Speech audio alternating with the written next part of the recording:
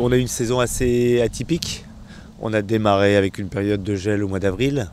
Après forcément, comme tout le monde sait, on a eu un climat qui était vraiment très compliqué. On a eu des canicules qui sont pas faites pour nos variétés de pommes. Et une sécheresse vraiment dramatique pour les pommes. Ce qui fait qu'on avait le nombre de pommes sur les arbres. Mais au moment de la récolte, on s'est retrouvé avec, au lieu d'avoir 4 pommes au kilo, on s'est retrouvé avec 6, 7 pommes au kilo, ce qui fait qu'on a perdu entre 20, 30, 40% selon les variétés, excepté en jaune à gold, nos dernières variétés d'aujourd'hui, où les rendements sont normaux. Moi, mon orientation, elle est principalement au détail. Donc après, je commercialise, mon chiffre d'affaires, il est fait principalement du haut détail.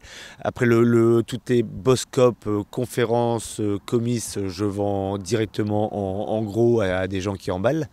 Donc je les emballe plus moi-même.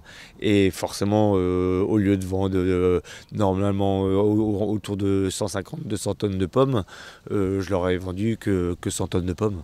Donc forcément, ces 75-50 tonnes que j'ai en moins, c'est du chiffre d'affaires en moins. Donc du résultat en moins. Avant, c'est pas compliqué. On démarrait notre équipe de cueillette autour du 10-13 septembre tous les ans pour la cueillette des poires. Aujourd'hui, une année sur deux, c'est en août. Au plus tard, c'est au 1er septembre. Donc on a gagné 15 jours sur la maturité des fruits.